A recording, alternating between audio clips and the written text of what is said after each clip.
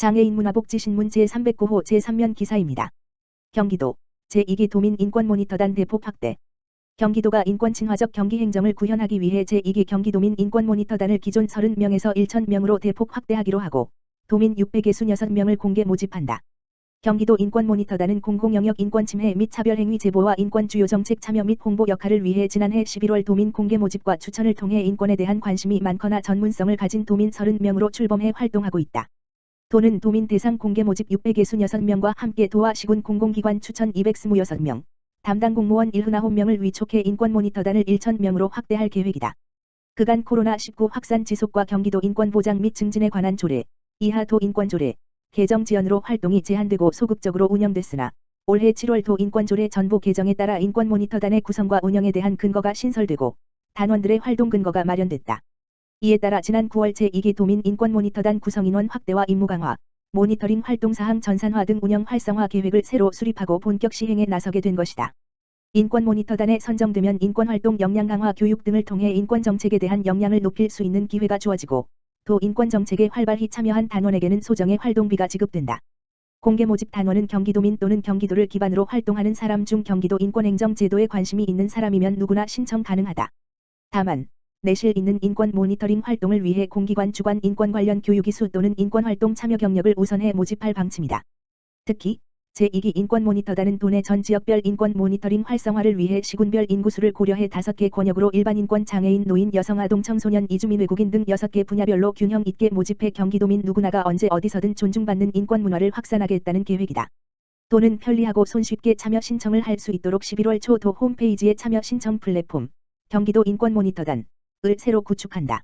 모집 기간은 11월 1일부터 14일까지며 도 홈페이지 www.gg.co.kr에 접속해 소통 참여 경기도민 인권 경기도 인권모니터단 인권모니터단 신청 참여 신청서를 작성하면 된다. 문의사항은 경기도 인권담당관 인권정책팀 지역번호 031-8008-3263으로 연락하면 된다. 강성문 경기도 인권담당관은 도민의 인권 보장과 증진을 위한 이번 사업을 통해 경기도 인권행정이 도민들의 관심과 참여 속에서 보다 내실 있게 운영될 수 있기를 기대한다며 관심 있는 도민들의 많은 참여를 바란다고 말했다. 다양한 가족이 함께하고 구성원 모두가 존중받는 경기도도 가족정책 기본계획 수립. 경기도가 다양한 형태의 가족이 함께하고 구성원 모두가 존중받도록 2025년까지 광역가족센터 운영, 청소년 부모 자립 지원 등 51개 사업을 추진한다. 경기도는 최근 이러한 내용을 담은 경기도 가족정책 기본계획 2021 물결표 사인 2025을 수립했다고 31일 밝혔다. 이번 기본계획은 여성가족부 제4차 건강가정기본계획 2021 물결표 사인 2025과 경기도 가족 형태의 변화 및 정책 수요를 반영해 4개 핵심 정책, 22개 세부과제, 51개 세부사업으로 구성했다. 핵심 비전은 다양한 가족이 함께하고 가족 구성원 모두가 존중받는 경기이며 4개 핵심 정책은 다양한 가족과 함께하는 정책 추진 기반 조성 모든 가족의 역량 강화 및 생활 여건 보장 가족 다양성을 고려한 돌봄 지원 함께 일하고 돌보는 성평등한 지역사회 조성 등으로 2025년까지 5년간 총 사업비는 6,115억 6,500만 원으로 추산됐다.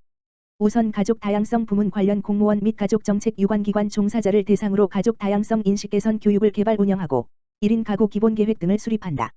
특히 신규 사업으로 시군 건강가정 및 다문화가족 지원센터의 사업을 총괄 지원하기 위해 가칭 광역가족센터를 2022년 하반기부터 운영한다. 다양한 가족의 역량 강화 및 생활 여건 보장 차원에서 한부모 가족, 청소년 부모, 다문화 가족 등 다양한 가족의 경제적 자립을 돕기 위한 양육비 지원, 양육 종합 서비스 제공, 취창업 지원 등의 사업을 추진한다. 돌봄 정책 신규 사업으로는 초등학교 유휴 공간을 활용해 돌봄 공간을 확충하는 학교 돌봄터 사업, 노인과 장애인을 비롯한 신규 돌봄 수요자를 발굴하고 지원하는 지역 돌봄 공동체 활성화 사업이 이름을 올렸다. 끝으로 성평등한 가족 가치를 확립하고 일생활 균형을 위해 가족 친화기업 인센티브 지급, 경기도 일생활 균형 지원 포털인 경기도 워라벨 링크 운영 등을 확대 및 개선한다. 이순름 경기도 여성가족국장은 다양한 모습의 가족을 있는 그대로 인정하고 포용하며 가족 구성원 개개인의 특성 또한 존중돼야 한다며 가족 다양성으로 인해 정책에서 배제되지 않도록 노력하겠다고 말했다. 국립재활원, 재활기능, 펑셔닝, 장애를 아우르는 2021년 국제세미나 개최. 국립재활원, 원장 이범석, 은 10월 26일, 화, 오후 1시, 세계보건기구, 후, 서태평양 지역 재활 프레임워크와 연계하여 재활기능, 펑셔닝, 장애를 아우르는 기능과 재활, 펑셔닝 앤드 리어빌러테이션, 국제세미나를 개최한다. 보건복지부 국립재활원 이범석 원장의 환영사와 박문석 대한재활의학 회장의 축사로 막을 올리는 이번 행사는 참석자를 국내 연사 등으로 제한하고 코로나19 감염병 확산 방지를 위하여 온라인 생중계로 개최된다. 본 행사는 기조연설에서 세계보건기구 WHO의 기능장애 프레임워크를 소개하고 이어서 1, 2부로 나누어 국제기능장애 건강분류 ICF를 기반으로 한 국제척수손상 설문조사 INSCI와 국제질병분류 ICD-11의 기능 분야 세계보건기구 기능제약 평가 목록 호더즈 2.0의 활용 방안을 논의한다. 기조연설에는 루체른 대학교 유니버서티 오브 루선의 칼라 사바리에고 타우러 사버리에고 교수가 발표를 맡아 후에서 제시하는 기능장애의 개념을 소개한다. 재활의 궁극적인 목표는 장애인 개개인이 실제 삶의 영역에서 건강한 시민으로서 역할을 수행하고 사회 참여를 할 수 있도록 하는 것이다. 사바리에고 교수는 재활의 기능적 접근을 강조하면서 전 생애적 관점에서 재활 서비스가 이루어져야 기능의 최적화를 이룰 수 있다고 설명한다. 일부에서는 근거 기반의 기능장애 관련 데이터 확충을 위한 한 가지 예로 국제척수손상 설문조사 INSCI를 소개하고 이와 관련한 국내외 현황과 연구 및 활용에 대한 내용을 다룬다. 스위스 척수손상연구소 스위스 페러플리직 리서치의 크리스틴 베케트 박사, 크리스틴 피키트, 각 국제척수손상 섭외의 개요를 소개하고 후 본부의 보편적 의료보장 및 노인건강부서에서 활동한 한지아 과장, GA한, 그리고 국립재활원의 김원유 척수손상재활과장이 데이터로 바라본 노인과 척수손상 장애인의 삶에 대해 발표를 맡았다. 2부에서는 후의 기능건강평가 도구를 활용한 데이터 마련과 국내 임상에 활용하기 위한 방안을 소개한다. 첫 번째 발표를 맡은 일본 후지타 대학, 후지터 헬스 유니버서티의 마사히코 무카이노 교수가 일본에서 진행한 국제기능장애 건강분류 ICF 기반의 임상활용 도구 개발 과정을 소개하고 국립재활원 김한호 병원 부장이 국내에서 진행한 국제질병분류 ICD-11 기능 분야의 임상정용 연구를 발표할 예정이다. 끝으로 서울재활병원의 이규범 부원장은 국제기능장애 건강분류 ICF를 기반으로 한 건강 및 장애 측정 도구인 세계보건기구 기능제약 평가 목록 호더즈 2.0을 국내 임상 현장에 적용한 결과와 그에 대한 제언을 발표한다.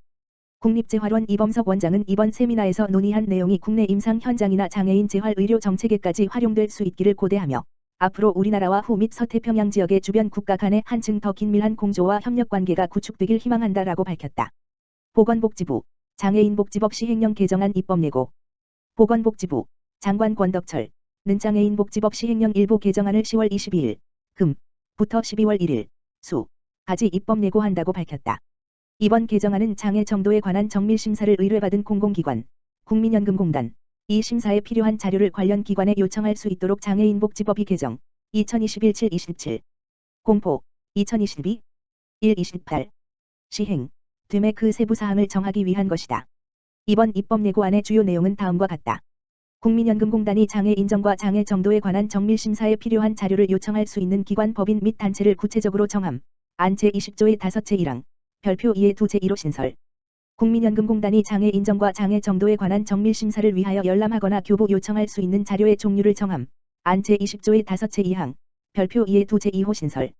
보건복지부 이선영 장애인정책과장은 지금까지는 장애 정도 심사에 필요한 자료를 장애인이 직접 병원 등에서 진료기록지 등을 발급받아 심사기관에 제출해왔지만 이번 장애인복지법 시행령 개정안으로 심사기관, 국민연금공단, 이 직접 심사에 필요한 자료를 관련 기관에 요구할 수 있는 근거가 마련되어 장애인의 자료 제출 불편을 최소화하고 장애 정도 심사의 정확성을 높일 수 있을 것으로 기대한다. 라고 밝혔다. 보건복지부는 입법 예고 기간 중 국민의 의견을 폭넓게 수렴한 후 개정안을 확정할 예정이다. 이번 개정안에 대하여 의견이 있는 단체 또는 개인은 2021년 12월 1일 수까지 보건복지부 장애인정책과로 의견을 제출하면 된다. 개정안에 대한 상세한 사항은 보건복지부 누리집 홈페이지 www.mo.go.kr 정보법령입법행정예고 전자공청회에서 확인할 수 있다. 한국장애인고용공단 한국보훈복지의료공단 의료보건 분야 장애인 일자리 확대를 위한 업무 협약 체결 한국장애인고용공단 이사장 조향현 이하공단 은 한국보훈복지의료공단 이사장 감신 이하보훈공단 과 10월 29일 금 오전 11시 보훈공단 본부 원주시 반곡동 소재에서 장애인 고용 증진을 위한 업무 협약을 체결했다. 이날 협약식에 참석한 공단 조향현 이사장과 보훈공단 감신 이사장은 보건의료 분야 장애인 일자리 창출과 함께 장애인 친화적 근무 환경 조성을 위해 함께 노력하기로 했다. 국가유공자들의 진료와 재활 및 복지 업무를 담당하고 있는 보훈공단은 2020년 트루컴퍼니상 장애인 고용 신뢰기업을 수상하는 등 장애인 고용을 위해 꾸준히 노력해왔다. 양 기관은 이번 협약을 통해 장애인 고용을 위한 직무 개발, 장애인 근무 지원 서비스 확대, 장애인 친화적 근무 환경 조성 등을 위해 힘을 모으기로 했다. 특히 공단의 보조공학기기 지원 사업과 보훈공단에서 운영하고 있는 보장구센터와 연계, 인적교류 활성화 등을 통해 보건의료 분야 장애인 고용을 위한 교류 협력 범위를 더욱 넓혀갈 예정이다.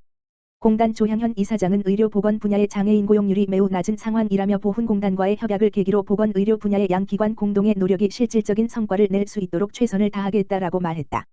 보훈공단 감신 이사장은 장애인 고용을 위해 함께 노력할 수 있는 분야를 고민하고 실행하는 것은 공공부문의 사회적 책무라며 보훈공단도 꾸준히 노력할 것을 약속드린다라고 말했다.